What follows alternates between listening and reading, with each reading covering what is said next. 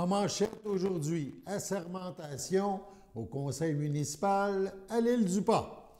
Bonjour à tous et bienvenue à votre bulletin d'information diffusé sur les ondes de CTRB, votre télévision locale et régionale, aujourd'hui le 10 octobre à la belle humeur au pupitre. On débute par ce qui s'est passé au conseil municipal, de l'île du Pas en début de semaine. Donc, il y a déjà eu l'assermentation de conseillers municipaux et du maire de l'île du Pas. Donc, sauf un poste, tous les autres conseillers, conseillères et le maire ont été réélus sans opposition.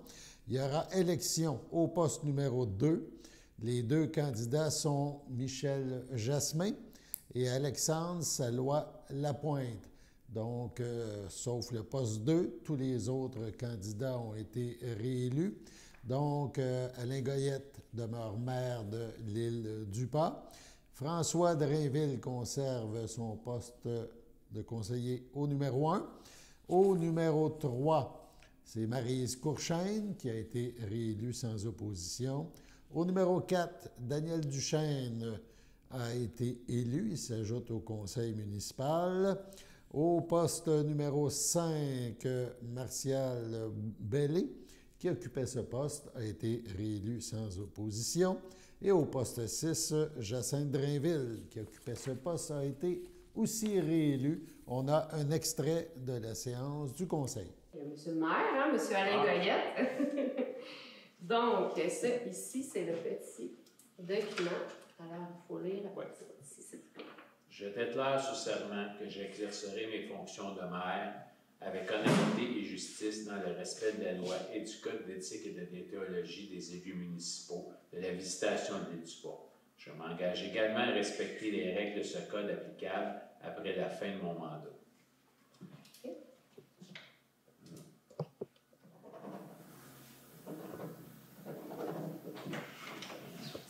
Ici.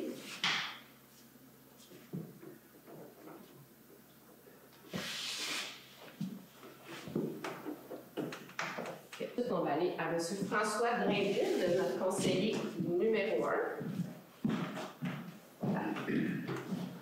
Je déclare sous serment que j'exercerai mes fonctions de conseiller avec honnêteté et justice dans le respect de la loi et du code d'éthique et de déontologie des élus municipaux de la visitation de l'île du Pas. Je m'engage également à respecter les règles de ce code applicable après la fin de mon mandat. Oui, signature. S'il vous plaît.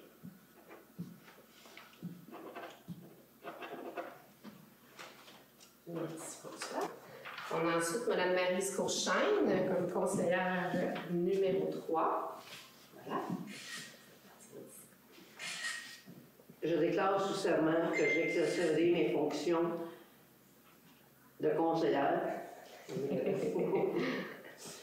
avec honnêteté et justice dans le respect de la loi du code d'éthique et de déontologie des élus municipaux de la visitation de l'île du Pas. Je m'engage également à respecter les règles de ce code applicable après la fin de mon mandat.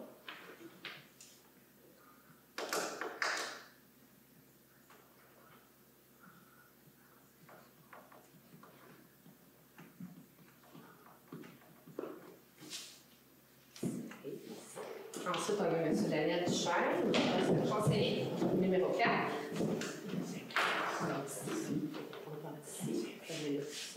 OK.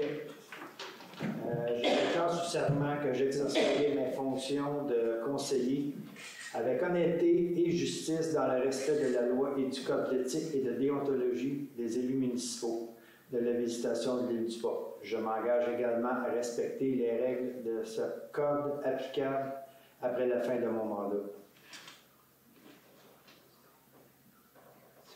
Oui.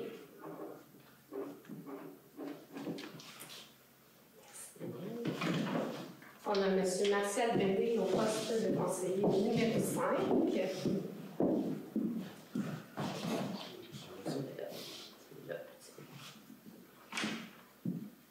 Je déclare sous serment que j'exercerai mes fonctions de conseiller avec honnêteté et justice dans le respect de la loi et du code éthique et et de déontologie des élus municipaux de la législation de l'île du Pas. Je m'engage également à respecter les règles du code applicables après la fin de mon mandat. C'est bon. Ouais. Il reste un peu.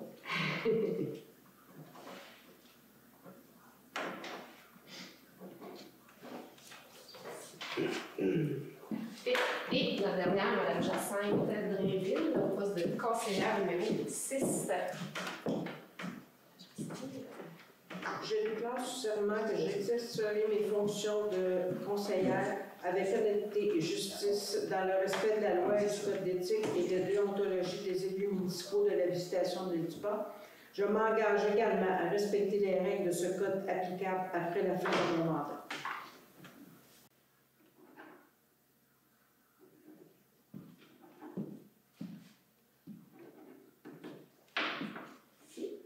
Ben, merci beaucoup, merci. C'est quand même tout le temps un moment émouvant, même si on a déjà vu le document, qu'on sait la sermentation c'est quoi, c'est quand même l'officialisation de notre entrée en charge, de notre continuité. C'est avec une immense joie et une profonde humilité que je me tiens devant vous aujourd'hui pour vous remercier de cette acclamation unanime. C'est un honneur que je porte avec fierté pour notre municipalité.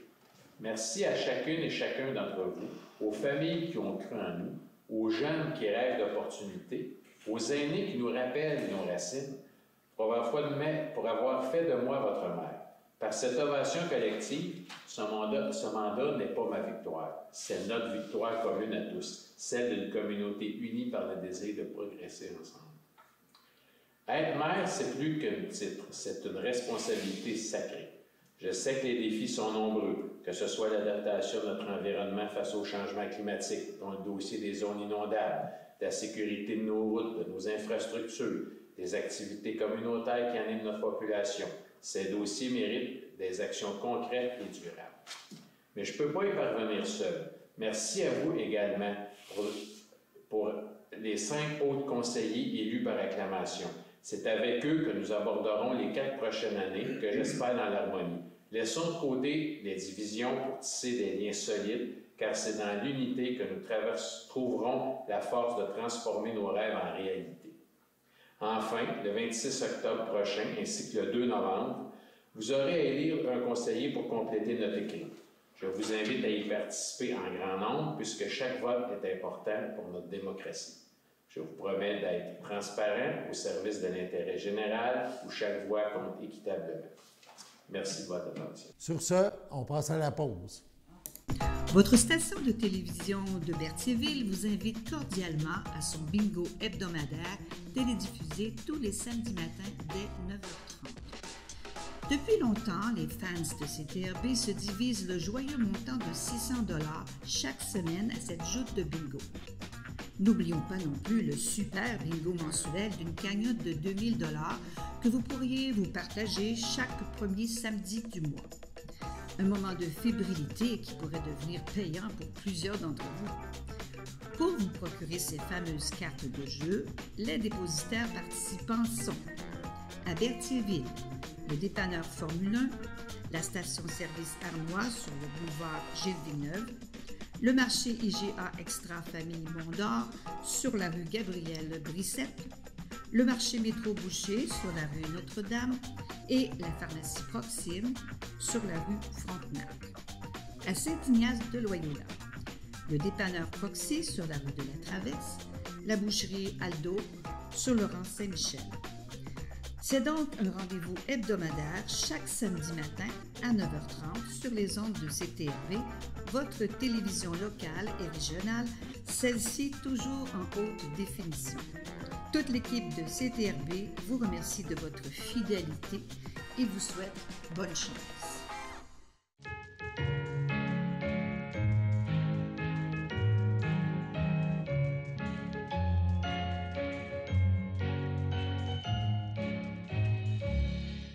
Voici donc les anniversaires pour aujourd'hui et ce week-end. 10 octobre, les filles d'Isabelle de Berthier souhaitent bonne fête à Lucille Laferrière. 11 octobre, les filles d'Isabelle souhaitent un heureux anniversaire à Annie Gravel et le Cabas et CTRB souhaitent bonne fête à Richard Sauvé. Il n'y a pas d'anniversaire à souligner pour le 12 octobre dans notre grand livre. 13 octobre, la FADOC de l'Île-du-Pas souhaite bonne fête à France Manègre, à Lucie Joyal et à Lise Cazobon. Donc, c'est votre anniversaire aujourd'hui ou ce week-end. Toute l'équipe de CTRB se joint à moi et vous souhaite bonne fête. Pour clôturer la fin de semaine de l'Action de grâce, le cinéma RGFM à Joliette présente le film Chienne de faïence de la réalisatrice Marie-Hélène Panissette, gagnante du prix du public lors du dernier festival de cinéma du monde de Sherbrooke et par son sujet brûlant d'actualité. Le film aborde un point de vue nuancé qui veut promouvoir un dialogue sain et respectueux. Le film est présenté ce lundi à 19h. On écoute un extrait de l'entrevue que nous a accordée Mme Panisset. J'ai tout reparti à zéro et j'ai trouvé Sonia Quirillon et Megan Saunders qui jouent les deux personnages. Je les ai trouvés sur Facebook. Okay. Une photo. Tout d'un coup, une photo qui m'a... c'est ça, par hasard, sans chercher, j'ai vraiment vu, j'ai trouvé mes personnages. Chantal, qui est dans fin quarantaine, début cinquantaine, que je voulais une femme bien en chair, sexy, qui s'assume, tout à fait. Et puis Samira, en fait, Megan Saunders, j'avais besoin d'une paire d'yeux. J'avais besoin des yeux, dans le fond, parce qu'elle est donc derrière ce voile. Puis coincée dans l'ascenseur, j'avais vraiment besoin d'avoir des yeux qui parlent. Au-delà, c'est un film qui ne parle pas vraiment d'immigration, c'est un film vraiment qui parle du voile dans la question du vêtement, comment le vêtement est politique pour les femmes. Et donc, j'ai choisi Megan parce qu'elle m'a envoyé une demande d'amitié. J'ai vu ses yeux-là, puis j'ai dit c'est elle. C'est elle. Je ne savais même pas qu'elle était comédienne, ni pour Sonia Quirillon. Puis c'est après que j'ai découvert qu'elles étaient comédiennes, et des grandes comédiennes. Et pour Megan, il y avait quand même la question de dire, bon, Samira, je voulais qu'on sente qu'elle venait un peu de l'étranger. Oui. Même si elle est québécoise, parce que c'est à propos de ça, c'est qu'elle n'est pas d'ailleurs, elle est québécoise. Mais je voulais qu'on sente une petite pointe d'exotisme. Et ça donne que Megan, elle est à la fois africaine, irlandaise et crie. Okay. Là, j'ai dit, wow, quelles belles origines pour juste créer un personnage où on sent qu'il y a un brin d'exotisme. Moi, c'est très, très bien. Parce que ces deux femmes-là, c'est de ce que j'ai vu de la bande-annonce, dans le fond, ils aiment leur corps. Mais c'est parce que, comme vous dites, une, elle a une confession, elle a des croyances, et l'autre, elle a dit, moi, je veux être sexy, puis elle exprime son indépendance ou ces choses avec deux visions vraiment différentes. Oui, puis c'est ça, elle s'assume, elle se considère libre, Chantal, mais en même temps, elle va voir son chirurgien esthétique un petit peu trop souvent pour son propre bien. Et donc, on met en opposition un peu les formes d'oppression du corps des femmes de manière peut-être plus évidente, on a l'impression quand une femme porte le niqab, mais aussi en Occident, on est aussi soumise à des dictats. Et en fait, l'idée, c'est de redonner l'humanité à ces femmes-là. Puis quand on se rend compte que Samira est étudiante à l'université, elle dit qu'elle porte le niqab par choix. C'est très surprenant, c'est pas ses parents qui la forcent, elle n'est pas mariée. Donc, comment est-ce qu'on peut rentrer dans la tête d'une femme qui décide de faire ce qu'elle veut avec son corps, même si ça veut dire de se couvrir. Les différences entre Samira et Chantal sont aussi au niveau de l'âge. Donc, Chantal, elle a 48 ans, Samira, elle en a 24. Et donc, les pressions ne sont pas les mêmes, mais en même temps, comme femme, on est dans le regard beaucoup de l'autre. Puis, quand j'ai étudié à Concordia en communication, ça parle dans les années 90, vous êtes toute jeune, vous avez commencé à 5 ans, c'est ça? Oui, c'est ça. Je vais dire comme Chantal, j'ai un bon chirurgien. Oui, ben... Non, mais à cette époque-là, on commençait à parler du concept du male gaze, le regard masculin au cinéma, comme quoi tous les films étaient toujours conçus d'un regard masculin et donc les femmes étaient représentées non pas comme des sujets, mais comme des objets. Oui. Et à ce moment-là, on essayait de nous donner des exemples de films où c'était vraiment des protagonistes femmes, il n'y en avait pas beaucoup. On nous parlait de Thelma et Louise. Oui. C'était pas mal le seul film qui mettait en scène deux femmes qui n'étaient pas toujours en train de parler de leur homme, qui avaient une vie, un métier. Mais ce film-là, c'est tragique parce que les deux meurent à la fin. Oui. Alors, comment est-ce qu'on peut créer un film où, oui, on a deux protagonistes féminines à part entière, puis qui finit bien? En tout cas, moi, ça me dérange pas, hein, si vous voulez l'enlever. Enlever quoi?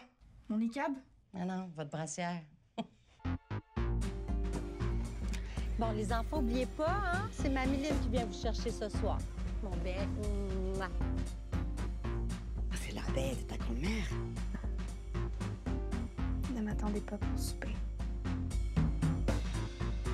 T'es belle.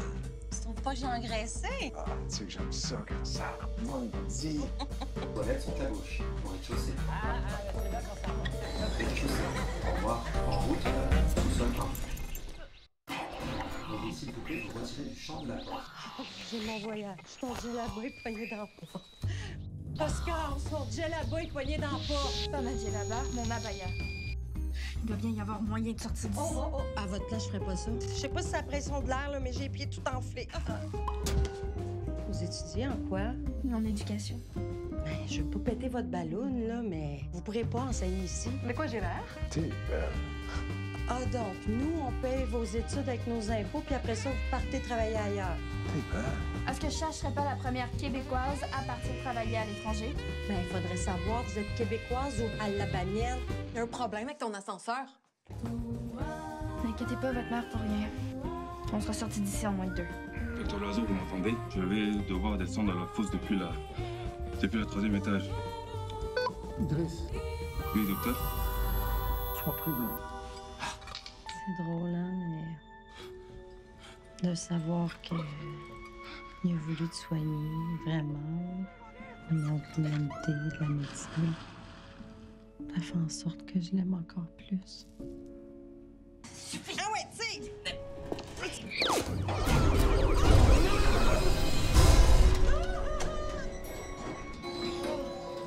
Une table pour un, s'il vous plaît. Bonne fin de soirée.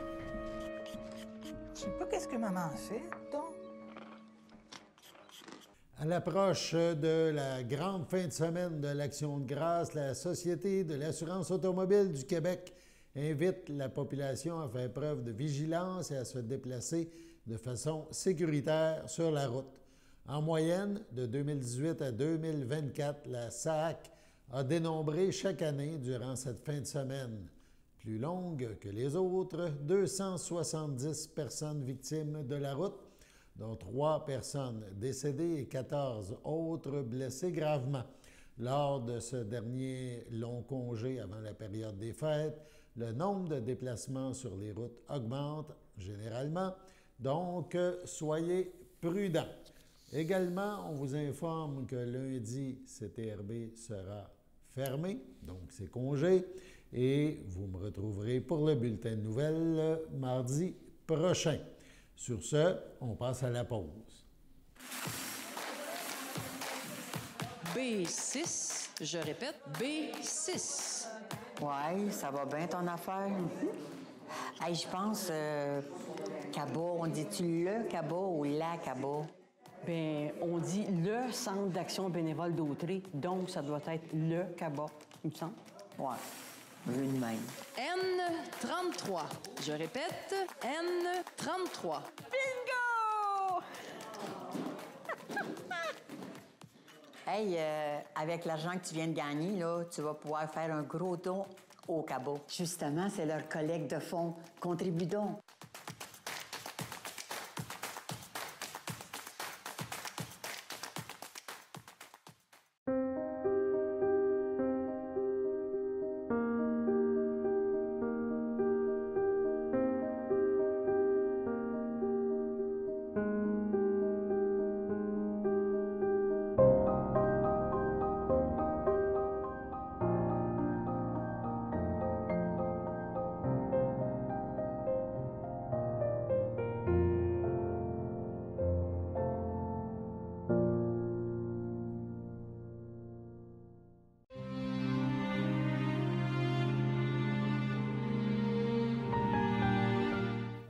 Au CHDL de Saint-Charles-Borromée, le 5 octobre dernier, à 79 ans, est décédée Mme Huguette Cadieux, fille de feu Lucien Cadieux et de feu Cécile Cazès, demeurant à Berthierville, native de Montréal.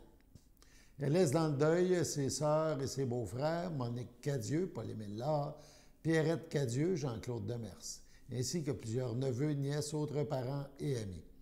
Madame Cadieux ne sera pas exposée et une cérémonie aura lieu en toute intimité à une date ultérieure.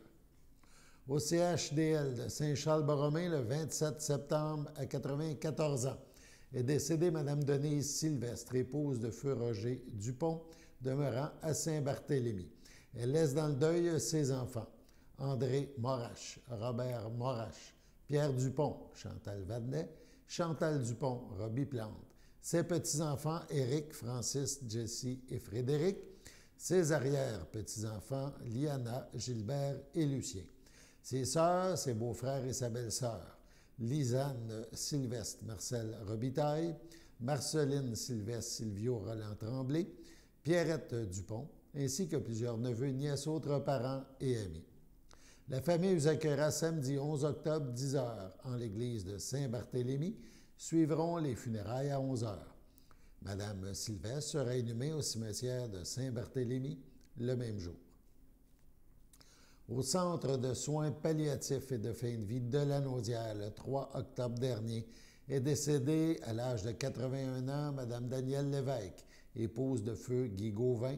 Elle est allée rejoindre ses parents, Wilfrid Lévesque et Marie-Rose Rousseau, ainsi que son frère Jeannot et sa sœur Armelle. Elle restera toujours présente pour ses enfants, Jean-François, Marie-France, Alain Trudel, ses petites filles à qui elle a tellement donné d'amour, Ariane, Noémie, Camille et Anaïs, fille d'Alain, ses frères, ses sœurs, ses beaux-frères et belles-sœurs, Roch, Odette Ouellette, Daniel, Ronald Boisvenu, Ginette, feu Jean Delisle, Françoise, feu Patrick Couture, Jude, feu Claire Fréchette, Léa Lévesque, Francine, Jean-Pierre Desbras-Lévesque, Christine, Jean-Marc Beauregard, France, René Dubé, Luce, Denis Laurence, Mario, Carole Lévesque, Jean-Pierre Gauvin, feu Yvan Tremblay, Christine Gauvin, Marc Grenier, ses amis, Solange Touga et Anne-Marie Drainville et Jeanne-Mance P. Lambert, ainsi que plusieurs neveux, nièces, cousins, cousines, autres parents et amis. La famille désire remercier chaleureusement l'équipe soignante du Havre 2 des habitations Bordelot, ainsi que la docteure Manon Drolet, qui ont toujours été présents et disponibles. Veuillez compenser l'envoi de fleurs par un don effectué à la Fondation du Parkinson ou pour la recherche sur l'Alzheimer. Des formulaires seront disponibles au salon. La famille vous accueillera vendredi 17 octobre, 11 h, au complexe funéraire Thériault, rue Notre-Dame à Berthierville. Suivront les funérailles à 14 h en l'église de Berthier. Les cendres de Mme Danielle Lévesque seront déposées au Columbarium Thériault à Berthierville à une date ultérieure. Au CHDL de Saint-Charles-Borromée, le 24 septembre, à 83 ans, est décédée Mme Pauline Moreau, épouse de M. René Bourque, demeurant la Velleterie, autrefois de Mandeville. Elle laisse dans le deuil, outre son époux, ses filles, Sylvie Bourque, France Bourque, Denis Laliberté, ses petits-enfants, Amélie et Francis Bourque, Mathieu et Julie Laliberté, ses arrière-petits-enfants, Félix Rochon, Éliam Grenier et Mia Bourque, sa sœur Lorraine Moreau, Denis Ferland, ses beaux-frères et belles-sœurs Claude, Gilles, Fabienne, Hélène et leurs conjoints-conjointes, ainsi que plusieurs neveux, nièces, autres parents et amis. La famille vous accueillera dimanche 19 octobre midi au complexe funéraire Thériault, rue Notre-Dame à Berthierville. Suivra un hommage au salon à 15 h. Les cendres de Mme Moreau seront déposées au Columbarium Thériault à Berthierville. Au CHDL de Saint-Charles-Borromée, le 15 septembre, à 79 ans, est décédé M. José Augusto Canello, natif des Açores au Portugal, époux de Janine Cournoyer, demeurant à Saint-Ignace de Loyola. Il laisse dans le deuil, outre son épouse, sa fille Julie, sa petite-fille Annabelle Tourini, ses frères et ses belles-sœurs, John Canello, Inès Pimentel, Dimas Canello, Maria Clotilde Pacheco, Louis Canello, Sidalia Barbosa, ses beaux-frères et ses belles-sœurs, Louise Cournoyer, Georges Dany, Luc Cournoyer, Rachel Côté, Michel Cournoyer, feu Michel Étier, Pauline Cournoyer, Alain Vautrin, Jacinthe Cournoyer, Jacques Lavoie, Pierrette Barthes, feu François Cournoyer, Cécile Cournoyer, Réal Quintal, Richard Cournoyer, Hélène Cournoyer, Lucien Cournoyer, Joanne Garneau, Mario Hélène Cournoyer, ainsi que plusieurs neveux, nièces, autres parents et amis. La famille vous accueillera samedi 18 octobre, 10h, au complexe funéraire Efterio à Berthierville. Suivront les funérailles en l'église de la Visitation de l'île du Pas à 14h30. M. Canello, Augusto Canello, sera inhumé au cimetière de Saint-Ignace le même jour. Au centre multisoins de Saint-Jean-de-Matha, le 12 septembre, à 71 ans, est décédée Mme Diane Soulière, fille de feu Jean-Paul Soulière, de feu Irène-Lavallée, demeurant à Berthierville. L'ayant précédé son frère Lionel, elle laisse dans le deuil son conjoint Richard Tarte, ses fils Christian Rondeau, Francis Soulière, ses frères et ses belles-sœurs, Richard Soulière, Denise Bellil, Daniel Soulière, Cécile Hervieux, Yvon Soulière, ainsi que plusieurs neveux, nièces, autres parents et amis. La famille vous accueillera samedi 25 octobre, 11h, au complexe funéraire Thériault à Berthierville. Suivra une liturgie à la chapelle du complexe à 14h. Madame Diane Soulière sera inhumée au cimetière de Berthierville le même jour. Sur ce, passons à la météo.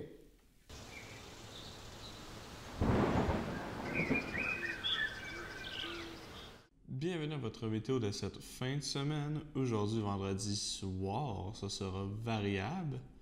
Une température de 9, un temps ressenti de 7. Vendredi nuit, ce sera généralement dégagé. Une température de 1, un temps ressenti de -1. Samedi matin, ce sera généralement ensoleillé. Une température de 2, un temps ressenti de 0. Samedi après-midi, ce sera ensoleillé. Une température de 17, un temps ressenti de 17. Samedi soir, ce sera dégagé.